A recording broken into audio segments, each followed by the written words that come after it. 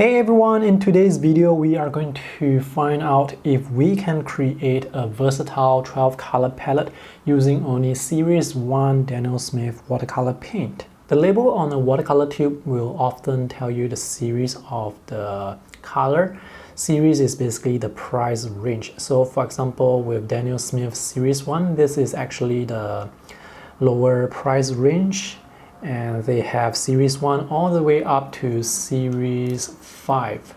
So Series 5 is the most expensive series. So for this video, I have selected only colors from Series 1. We are going to swatch them out and see what kind of compromises we have to deal with.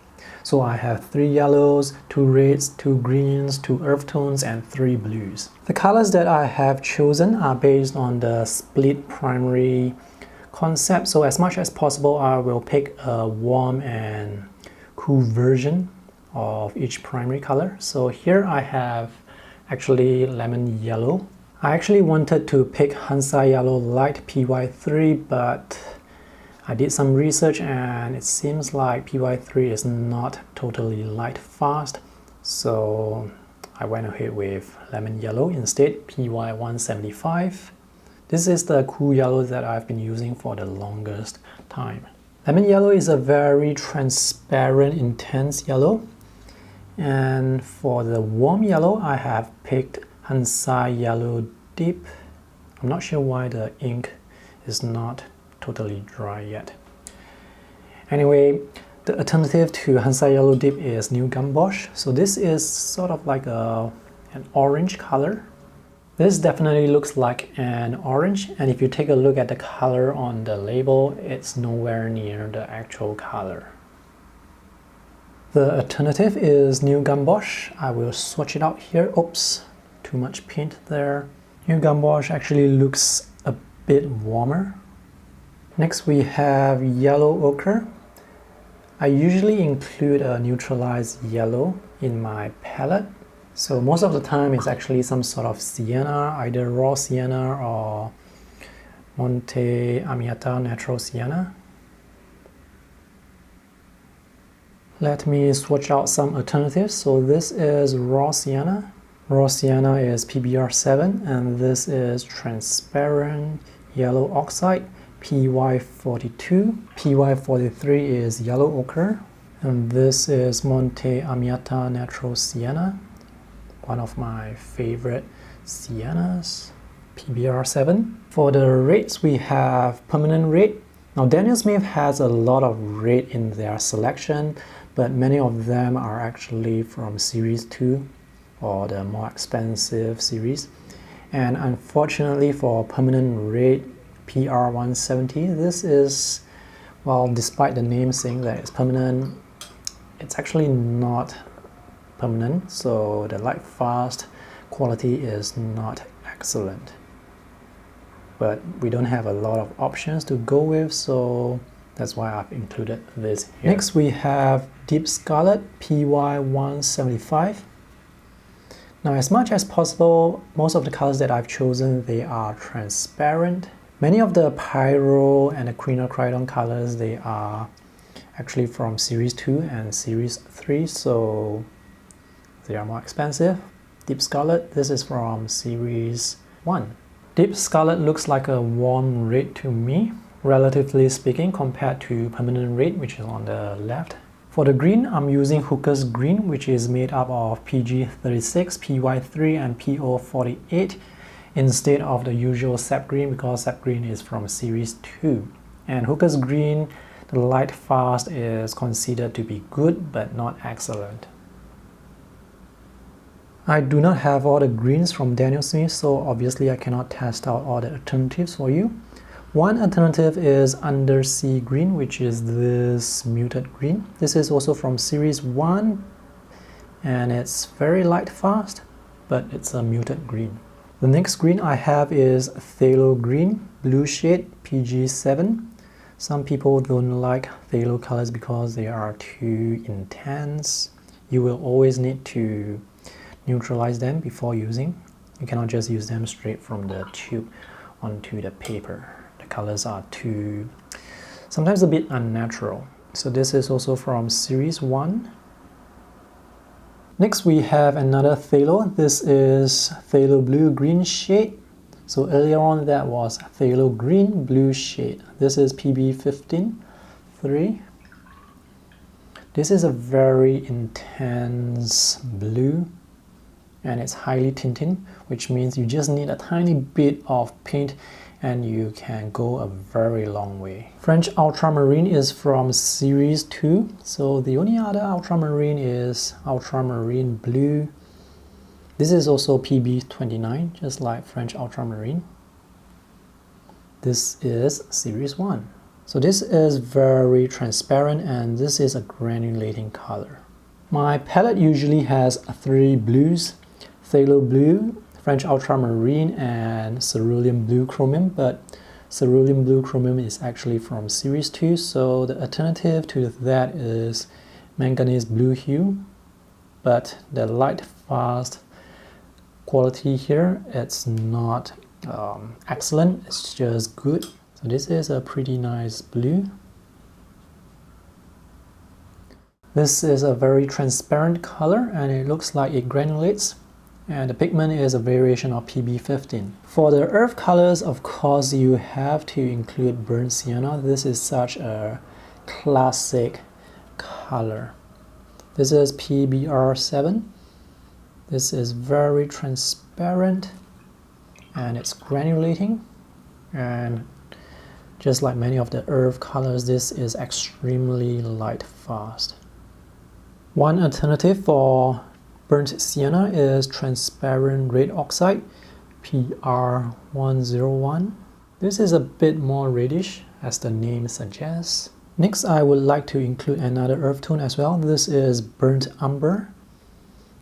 Now, both of these earth colors, I use them to mix with ultramarine and the blues most of the time. They produce very beautiful grays. For burnt sienna, the gray will be lighter. For burnt umber, which is darker, the grays will be much darker. For the alternative to burnt umber, we can go with transparent brown oxide. Brown oxide and red oxide both use PR101. So these are the 12 colors that I have swatched out. Because some of the colors are not totally light fast, I have included some alternatives that you can use to replace those colors, more specifically Hooker's Green and Manganese Blue hue. Anyway, for Hooker's Green, since it's a green, you can always mix a green on your own. So maybe you can replace it with Payne's Gray. This is a nice color that you can use to do quick tonal studies with. Another color could be Sepia. So these two colors, Payne's Gray and Sepia, they are not good for mixing with other colors, but you can use them on their own for quick tonal studies. Another color you can consider is Ultramarine Violet. Now my 12 color palette doesn't have a violet, so if I were to include a violet or a purple, this may be the one that I would include, PV15. According to Daniel Smith's watercolor chart, Ultramarine Violet looks something like this. I'll put the link to where you can download the watercolor chart in the video description below. So these are the 12 colors from series 1 that I have picked. They have dried completely and the colors, they look lovely. So we have a cool yellow and a warm yellow. For the warm yellow, you can go with either Hansa Yellow Deep or New Gamboge. If you're into single pigment palettes, maybe Hansa Yellow Deep. For this muted yellow or earth tone, looking at the swatches now, I actually prefer Monte Amiata Natural Sienna. For the reds, we don't really have a lot to select from. This is not totally light fast, so I guess this is the only remaining one, unless I have missed out some colors from Daniel Smith's selection. This is Deep Scarlet, it looks quite nice. For the blues, I don't think you can go wrong with Phthalo Blue Green shade and Ultramarine Blue. I always like to add a third blue, so it's Manganese Blue hue here since this is series 1, but this is not totally light fast. For the greens, you can use Phthalo Green Blue shade PG7 or Hooker's Green, but you can probably mix a green on your own using the yellows and blues included already. Burnt Sienna and Burnt Umber, very classic selection. If you want to try something different, maybe transparent red oxide and transparent brown oxide. And now let's see what kind of secondary colors we can get from mixing those colors that I have already selected. Let's see if we can get a bright intense orange with Hansa Yellow Deep and Deep Scarlet.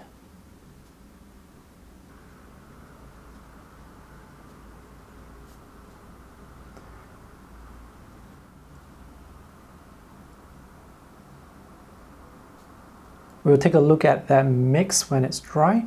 And now let's see what kind of greens we can get with lemon yellow and ultramarine. So I wasn't able to pick a set green. Let's see if we can mix one from the yellows and blues we have. This is lemon yellow and ultramarine blue. And this is Hansa Yellow Deep with ultramarine blue. So here we get a very muted green, almost like a brown. For violets, let's use permanent red and ultramarine.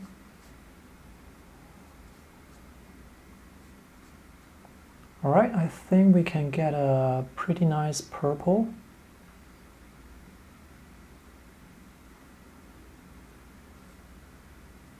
This is not too bad, it's quite nice. And permanent red with manganese blue hue. So it's easier to get that nice purple with ultramarine blue rather than this manganese blue hue. And let's see what happens when we mix manganese blue hue with deep scarlet. So we get this muted purple. This is very nice neutralized purple. Phthalo blue and permanent red.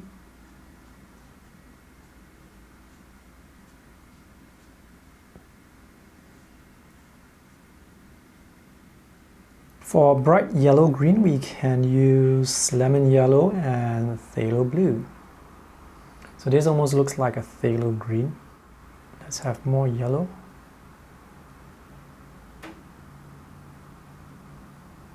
And now let's mix the grays. So I'm using phthalo green here. I'm going to mix it with deep scarlet.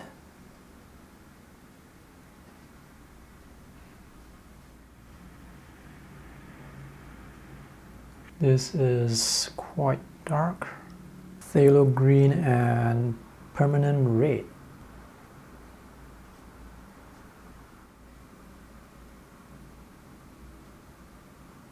Ultramarine blue and burnt sienna. So we get this very nice gray here.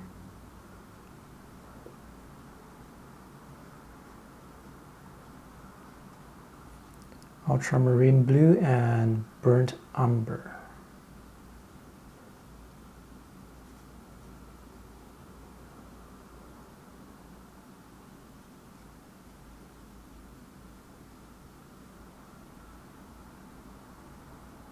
And lastly, Monte Amiata Natural Sienna with deep scarlet. I want to see if I can get a skin tone here.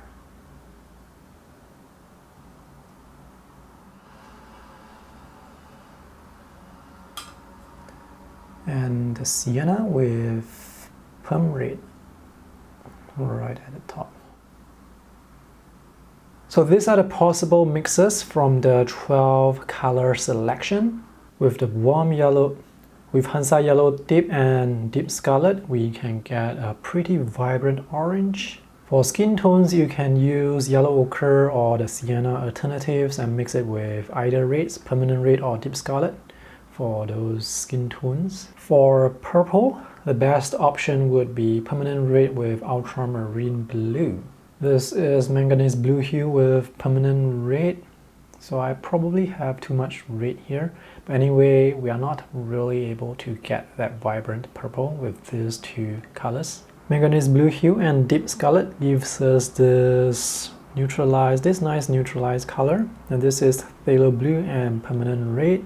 This is lemon yellow mixed with ultramarine blue. So this green looks very similar to the actual sap green that I have painted here. So you probably do not need to include Hooker's green if you don't want to. And this is New Gamboge with French ultramarine. This is a very muddy color, muddy mixture. Lemon yellow with phthalo blue. This is how it looks with more blue, and this is with more yellow. Phthalo green with deep scarlet. Phthalo green with permanent red. So you can get darker shades of green using phthalo green and the reds. In fact, you can get almost like a black color here. And these are the grays we can get with ultramarine blue and burnt sienna. This is with burnt umber. I will scan the color mixes and the swatches and put them on my website so that you can check them out in higher resolution. So let me know in the comment section what are some of the colors you would pick if you can only choose the colors from series 1, which would you include in your palette, or what are some of the colors that I have here that you may want to swap out with other series 1 colors. I would love to hear from you. This was a fun video to make. I hope you enjoyed watching it and learned something. Thanks for watching. See you in the next video. Bye!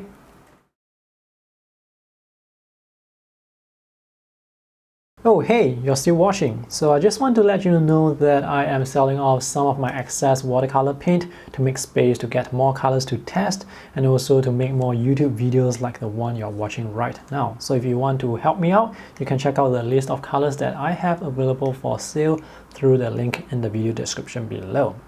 Yep, that's all. Bye!